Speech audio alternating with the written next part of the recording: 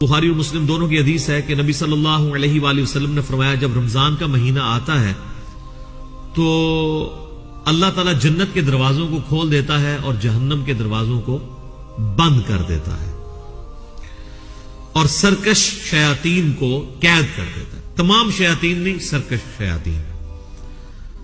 ایک اور حدیث ہے، نبی اسلام نے فرمایا، یہ بھی حدیث بخاری اور مسلم دونوں میں ہے، کہ رمضان المبارک میں اللہ تعالیٰ نیکیوں کا ثواب آلموسٹ 10 گنا سے 700 گنا تک بڑھا دیتا ہے.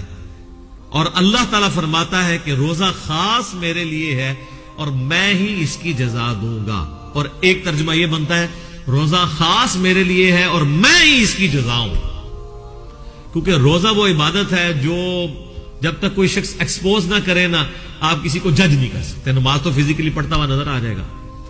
تو روزہ ایک ایسی عبادت ہے جو خاص میرے لیے ہے اور میں ہی اس کی جزا دوں گا. بخاری مسلم میں ایک حدیث یہ بھی موجود ہے، نبی علیہ السلام نے فرمایا کہ ایک جنت کا دروازہ ہے جس کا نام ہے الریان، وہ خاص ان لوگوں کے لیے ہے جو رمضان المبارک کے روزے رکھنے والے ہیں کہ وہ اس دروازے سے داخل ہوں گے. پھر بخاری اور مسلم کی ایک اور حدیث ہے، نبی علیہ السلام نے فرمایا جس نے ایمان اور احتساب کے ساتھ رمضان المبارک کے روزے رکھے، ایمان اور احتساب یعنی ایمان کے ساتھ اور احتساب ہے اصلاح نفس کی کوشش پلس ثواب کی نیت خالصتاً اللہ کے لیے، تو اللہ تعالیٰ اس کے پچھلے سارے گناہ معاف فرما دے گا. جس نے ایمان اور احتساب کے ساتھ رمضان المبارک کی راتوں کا قیام کیا، اللہ تعالیٰ اس کے پچھلے سارے گناہوں کو معاف کر دے گا. جس نے ایمان اور احتساب کے ساتھ شب قدر کا قیام کیا، اسے پچھلے سارے گناہ اللہ تعالیٰ معاف کر دے گا. اور یہ میں نے سب سے آسان طریقہ اس میں بتایا کہ آپ ایٹ لیسٹ عشاء اور فجر کی نماز کا اہتمام کریں کہ کوئی رکعت فوت نہ ہو. صحیح مسلم میں حدیث ہے، ایک تابعی کہتے ہیں میں مسجد میں بیٹھا تھا، مسجد نبوی کے اندر، حضرت عثمان غنی رضی اللہ تعالیٰ عنہ علیہ السلام کا دور تھا. تو مغرب کی نماز کے تھوڑی دیر بعد حضرت عثمان مسجد میں آ گئے اور مجھے انہوں نے کہا کہ بیٹا میں نے نبی علیہ السلام سے یہ خود سنا تھا کہ جو شخص عشاء کی نماز جماعت سے ادا کر لے گویا اس نے آدھی رات کا قیام کیا، اور جو فجر بھی جماعت سے پڑھ لے گویا اس نے پوری رات کا قیام کیا. تو یعنی وہ بتانا چاہ رہے تھے کہ میں عشاء کی نماز سے اتنی دیر پہلے مسجد میں اس لیے آ گیا ہوں تاکہ عشاء کی جماعت چھوٹے نہ. آج کل تو مشکل نہیں ہے کیونکہ ہم لوگ تو رات کو سوتے ہی 12 بجے کے بعد ہیں.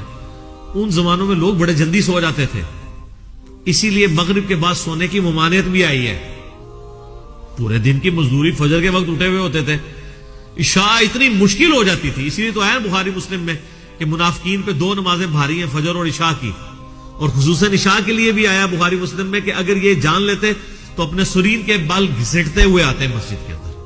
اور فجر کے بارے میں سنن نسائی میں آیا کہ میرا دل کرتا ہے ان لوگوں کے گھروں کو آگ لگا دوں جو مسجد میں نماز نہیں پڑھتے. فجر کی نماز کے بارے میں بھی، اور بخاری مسلم میں یہ الفاظ جو ہیں وہ عشاء کی نماز کے بارے میں بھی ہے. تو آج کے زمانے میں آپ ذرا عشاء کو نہ قیاس کریں. آج کل تو عشاء سب سے آسان ہے ہماری نمازوں میں، کیونکہ ہماری جو روٹین ہے لائف کی وہ بدل چکی ہوئی ہے. اس لیے ہم اس تکلیف کا احساس نہیں کر سکتے جسے صحابہ کرام گزرے. ایام معدودات، گنتی کے چند دن ہے یہ رمضان کا مہینہ. فمن کان منکم مریضا، اور اس میں بھی اگر تم میں سے کوئی مریض ہو، او علی سفر، یا وہ سفر پر ہو، فعدۃ من ایام اخر، تو وہ اپنی گنتی کو باقی دنوں میں پورا کر سکتا ہے.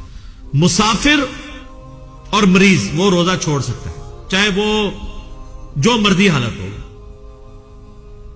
یعنی یہ نہیں کوئی کہہ سکتا کہ جی سفر بڑا آسان ہے، نہیں، سفر میں رکھنے کی اجازت ہے. بخاری مسلم میں حدیث ہے نبی علیہ السلام نے اسے ڈسکریج کیا ہے، لیکن جب صحابہ نے پوچھا یا رسول اللہ ہم رکھ لیں تو فرمایا ہو جائے گا روزہ،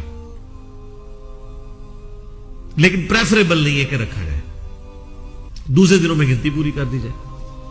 اور مریض ہی میں سنن ابی داؤد ترمذی ابن ماجہ میں حدیث آتی ہے کہ نبی علیہ السلام نے مریض کو